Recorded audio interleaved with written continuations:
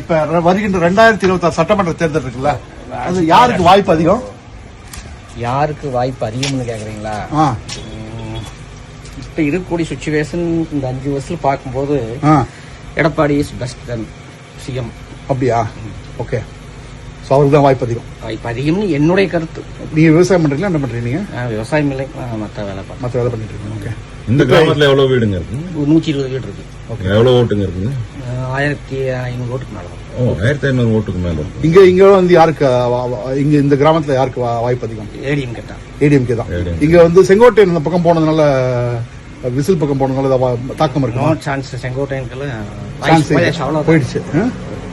Okay. ஏன்னா இந்த நம்பியூர் யூனியன்ல இருந்து வேற ஓட்டுலாம் அவருக்கு விழுந்த ஓட்டா இல்ல ரெட்டலைக்கு விழுந்த ஓட்டா? ரெட்டலைக்கு வந்து ஓட்டுறாங்க. அவராதான் நினைச்சுக்கிட்டாரு. சாதனை சம்பந்தம் ஒரு சாதனையும் கிடையாது. வெட்டு பேர்த்தது வந்து யாரையும் முன்னேற கூட மாட்டாங்க. கட்சியில பேக்ல இருக்கிறவங்களுக்கு மேல வரக்கூடாது, எல்லாம் அமுத்திடுவாங்க. Okay okay.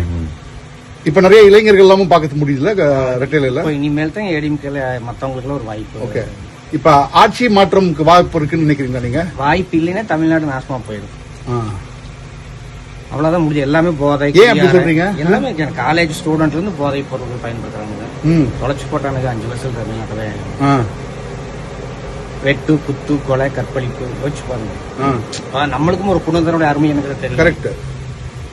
அவங்க ஜாலியா இருக்கிறாங்க. இன்னைக்கு அப்பனம்மா தன்னுடைய பிள்ளைகளை ஒரு இப்ப கோயம்புத்தூர் சென்னையில படிக்கிறது பயமா இருக்குல்ல. காலேஜ்லயும் போதை பொருள், ஸ்கூல்லயும் போதை பொருள், டாஸ்மா இதெல்லாம் ஒழிச்சாங்கன்னா நாடு நல்லா இருக்கு. ஏன்னா நாசமா போயிருக்கு கண்டிப்பா.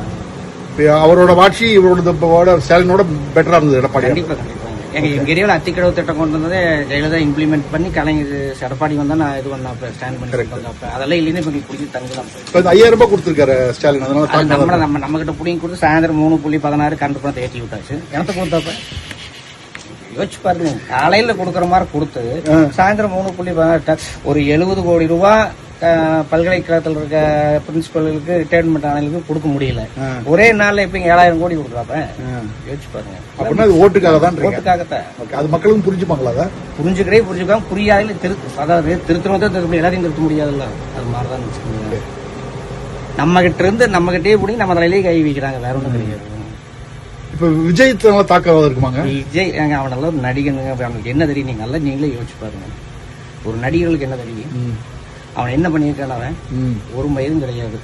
அவனை போய் தூக்கி வச்சுட்டு இளம் மட்டமா ஆடுறங்க. அவன் செய்யாம வந்தாலும் கூடுறவங்க கொள்ளையடிச்சிட்டு போயிடுவான். எனக்கு அது கரெக்ட்.